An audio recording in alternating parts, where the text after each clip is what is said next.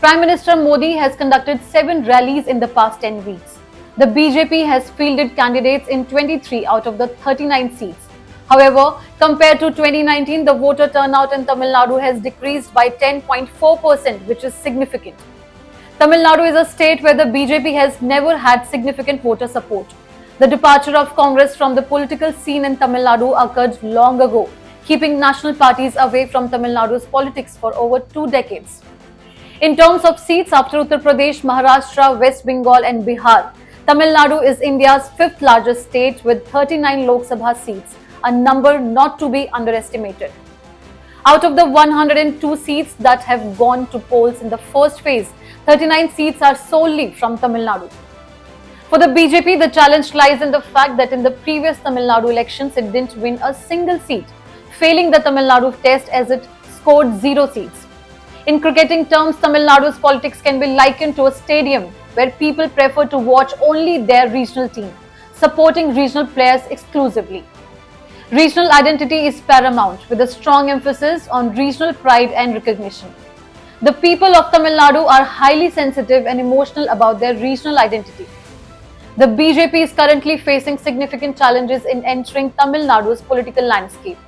Prime Minister Modi has invested considerable effort in the state, adopting a formula similar to what worked for him across the country. This formula hinges on the robust opposition, or rather the absence thereof, which has been advantageous for Modi nationwide. Similarly, in Tamil Nadu, where the opposition, particularly in the face of Stalin, is notably weak, the alliance between the DMK and the Congress has further diminished opposition strength. Tamil Nadu's political history is deeply rooted, with the Justice Party playing a pivotal role. In its early years, the Justice Party maintained a cooperative stance towards British authorities, seeking to work within the colonial system to advance its political agenda. Apart from the Justice Party, another significant political entity emerged in Tamil Nadu in the form of the Dravida Kazhagam (DK), led by Annadurai. Subsequently, a splinter group emerged from the DK known as the DMK, Dravida Munnetra Kazhagam, led by Karunanidhi. Another breakaway faction from the DMK was the AIDMK, led by the renowned Tamil superstar MG Ramachandran, MGR. For nearly 6 decades, the Dravidian parties have dominated Tamil Nadu's political landscape. Leaders such as MGR and Jayalalitha, who enjoyed immense popularity, transitioned from the world of cinema to become chief ministers of the state. The AIDMK, led by former Chief Minister Edappadi K. Palaniswamy Adipadiyari, has historically been in alliance with the BJP, contesting elections together. Presently, Tamil Nadu alternates between the DMK and the AIDMK every 5 years, akin to the political dynamics of Rajasthan in North India. Tamil Nadu's political landscape is characterized by a propensity for shifts and the emergence of the new parties and ideologies during periods of political upheaval. Currently, the BJP is gaining traction in the state with figures like Anna Malai, a former bureaucrat turned politician representing the party's new face in Tamil Nadu. Anna Malai's popularity, both from his bureaucratic tenure and his entry into politics, is on the rise, positioning him as a significant player in the state's future political scenario and potentially on the national stage as well. Prime Minister Modi has put in the most effort in Tamil Nadu with numerous rallies and road shows held in the state. During these events, he has consistently promoted the Bharatiya Janata Party while donning the traditional Tamil attire, known as the Veshati. His first interview in the state was also granted to Tamil Channel. The question now arises whether the people of Tamil Nadu will embrace Prime Minister Modi, known for wearing the Veshti, as one of their own.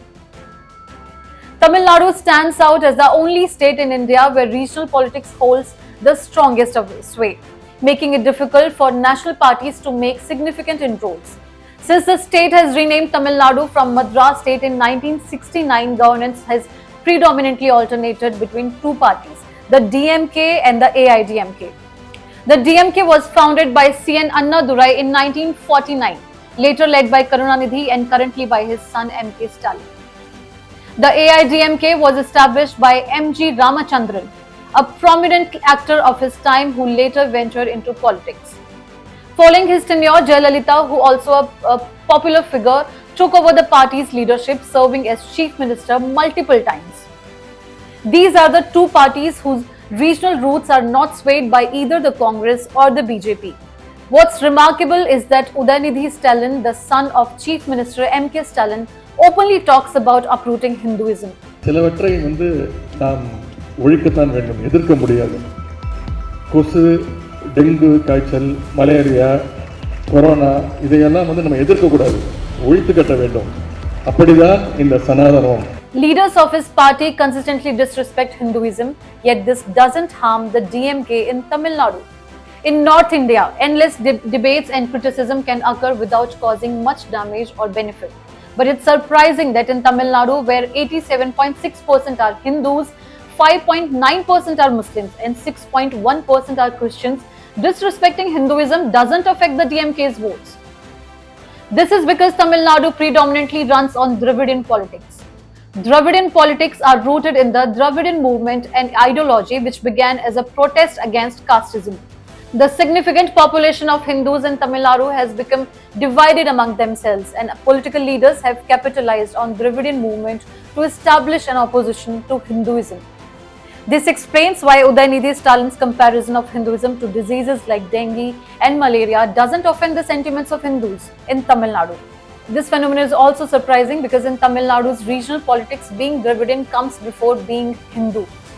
Tamil Nadu's population is broken down as follows. 45.5% belong to backward castes, 23.6% to extremely backward classes, 23.7% to Dalits, and 0.7% are tribal, while only 3% are considered to be in the general category. Looking at this demographic breakdown, one can understand the hidden realities in every caste in Tamil Nadu.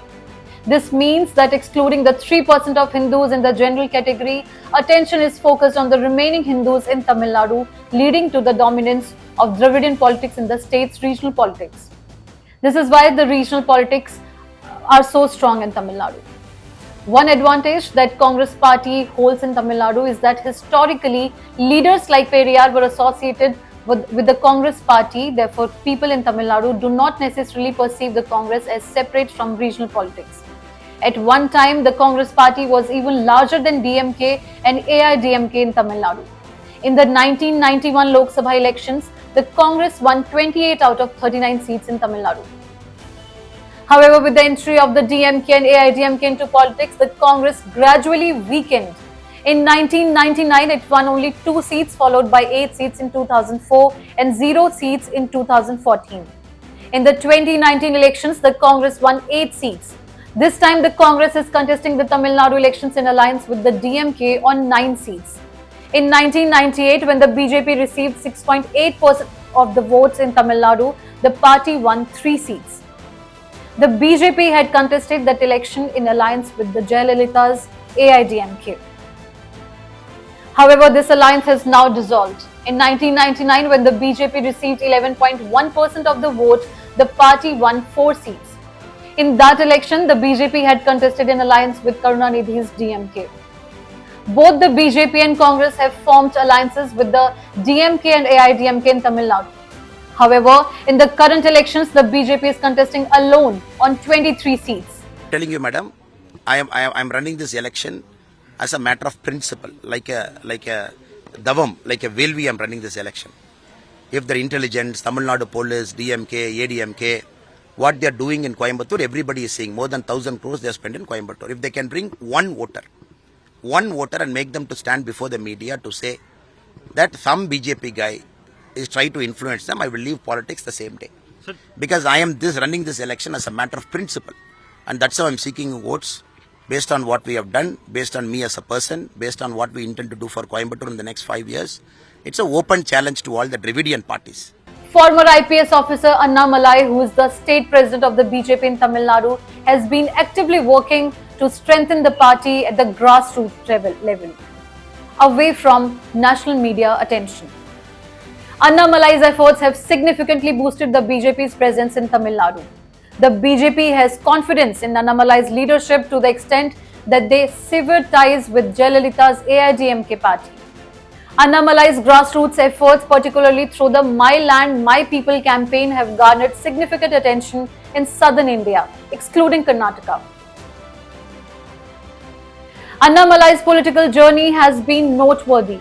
A former IPS officer and IIM graduate, Annamalai's transition from the police force to the BJP has attracted attention. He was affectionately referred to the Singham during his tenure as a DSP in Bangalore. Leaving his job, he joined the BJP and was appointed as the state president within a year. Annamalai's statewide journey has positioned him as one of the prominent leaders in Tamil Nadu. His political journeys have often paved the way for power shifts in the state. In July 2023, Annamalai embarked on the My Land, My People campaign covering all 234 assembly constituencies in the state. Home Minister Amit Shah flagged off this journey by hoisting the party flag, and Prime Minister Modi himself attended the conclusion of the campaign. Over the 7-month journey, Annamalai extensively toured the state, emerging as a prominent youth leader. His background as a former IPS officer and IIM pass out has drawn the youth towards him. His resignation from the police force to join the BJP has been symbolic of his commitment to the party's ideology. Annamalai's political journey has elevated him among Tamil Nadu's prominent leaders.